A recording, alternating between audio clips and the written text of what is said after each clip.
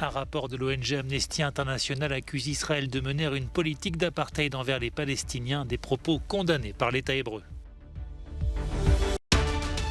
Accueilli à Moscou, le dirigeant hongrois Viktor Orbán s'est fait l'artisan de la paix dans la crise entre la Russie et l'Occident.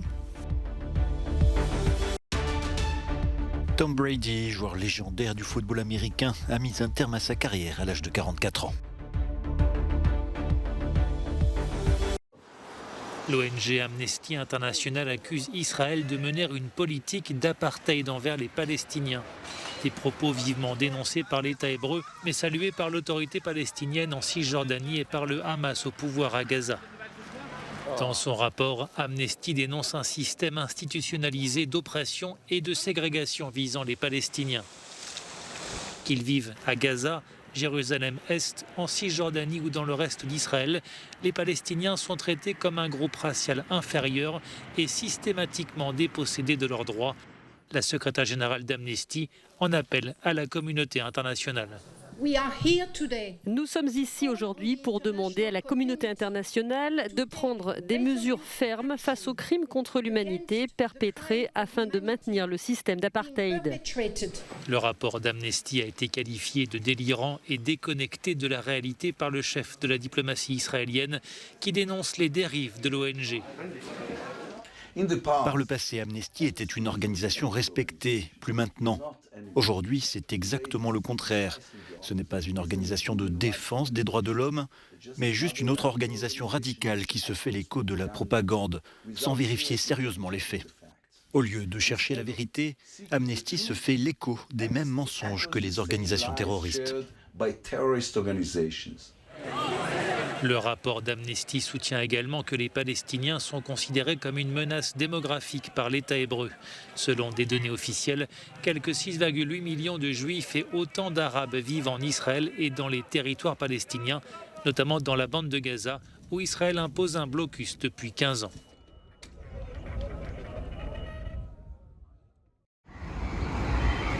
En Birmanie, les rues des grandes villes quasiment désertes. Une grève silencieuse, c'est la manière choisie par la population pour commémorer l'anniversaire du coup d'État. C'était il y a un an, l'armée renversait les institutions et prenait le contrôle du pays.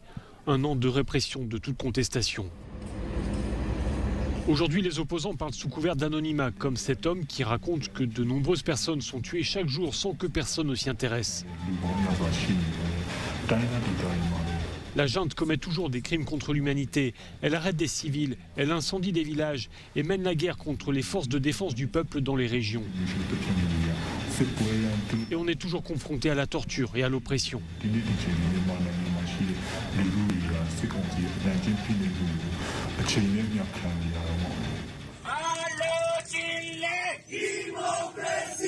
À Mandalay, deuxième ville du pays, des manifestants ont bravé l'interdiction de manifester et sont descendus dans les rues ce mardi pour dire leur opposition au régime militaire.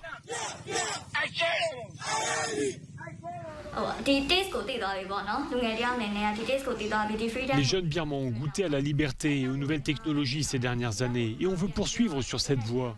On ne veut pas faire marche arrière et replonger dans l'obscurantisme. Avec ce régime militaire, c'est comme si on s'éteignait. On perd toute opportunité. Nos vies n'ont plus de sens. Selon des sources locales, la répression qui a suivi le coup d'État a fait près de 1500 morts. Par ailleurs, 9000 personnes seraient actuellement emprisonnées pour leur opposition à la junte. Le Premier ministre hongrois Viktor Orbán a été reçu au Kremlin en plein bras de fer entre la Russie et l'Occident sur l'Ukraine. Le dirigeant ultranationaliste s'est présenté devant Vladimir Poutine comme un artisan de la paix. Mostani látogatásom részben egy békemisszió is, потому что мой сегодняшний визит это отчасти еще и миссия мира. Szeretnélek biztosítani arról, hogy Ma visite aujourd'hui est aussi une mission pour la paix. Je voudrais vous assurer qu'il n'y a pas un seul État membre de l'Union européenne qui souhaite la guerre. Nous sommes favorables à une solution politique. за Европейским рейсером. Мы выступаем за политические решения на выгодное соглашение.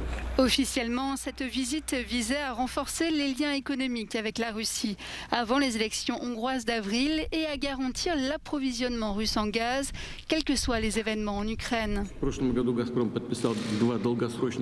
L'année dernière, Gazprom a signé 2 contrats de long terme pour l'approvisionnement en gaz naturel de la Russie vers la Hongrie jusqu'en 2036. C'est pourquoi la stabilité de l'approvisionnement est assurée. Mais ce n'est pas seulement la stabilité de l'approvisionnement qui importe, c'est aussi le fait qu'aujourd'hui la Hongrie a acheté du gaz russe 5 fois moins cher que les prix du marché en Europe.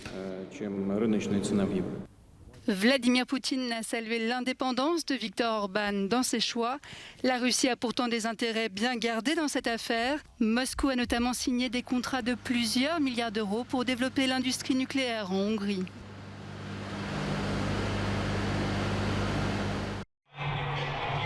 La légende du football américain Tom Brady met fin à sa prestigieuse carrière à l'âge de 44 ans.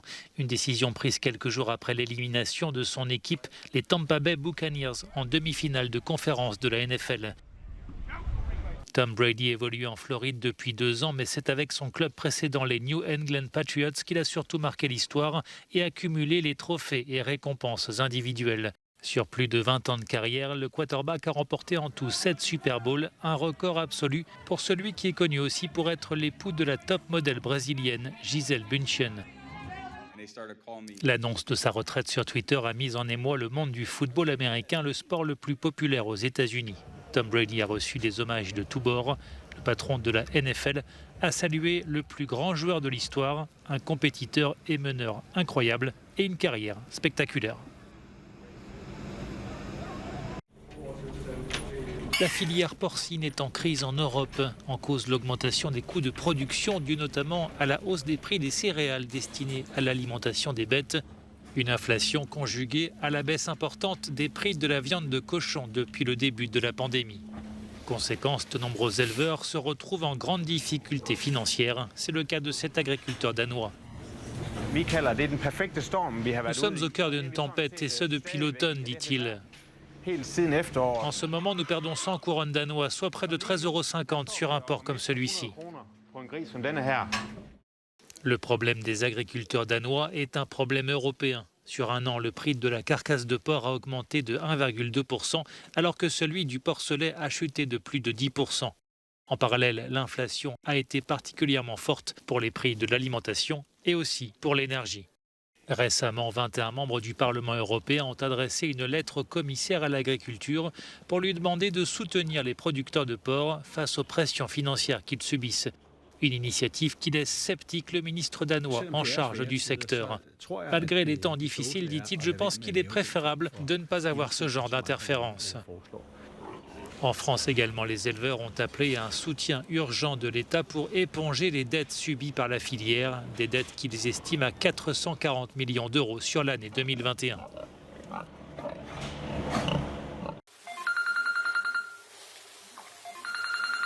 Le droit à la déconnexion est désormais une réalité pour des milliers de fonctionnaires en Belgique.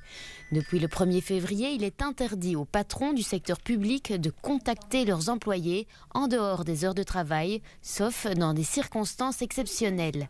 La Belgique est le dernier pays européen en date à fixer des limites au temps de travail. Le droit à la déconnexion pourrait-il devenir la norme en Europe ? Nous avons manqué l'occasion de revenir en arrière, de voir et de nous adapter à la numérisation. Nous n'avons pas su relever les défis. Nous avons saisi les opportunités et c'est bien de le faire, mais je pense que nous devons aussi adapter ces innovations aux besoins des gens et des travailleurs.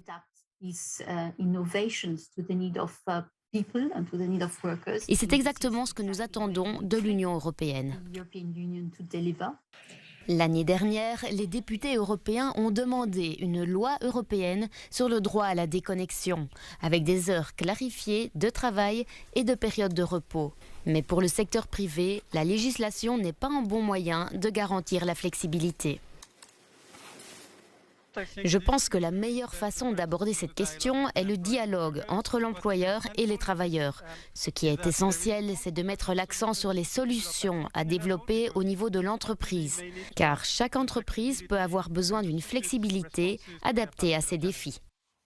Des enquêtes récentes montrent que la situation actuelle ne convient pas aux travailleurs. Depuis la pandémie, les travailleurs à distance sont 2 fois plus susceptibles de faire des heures supplémentaires que ceux qui sont au bureau.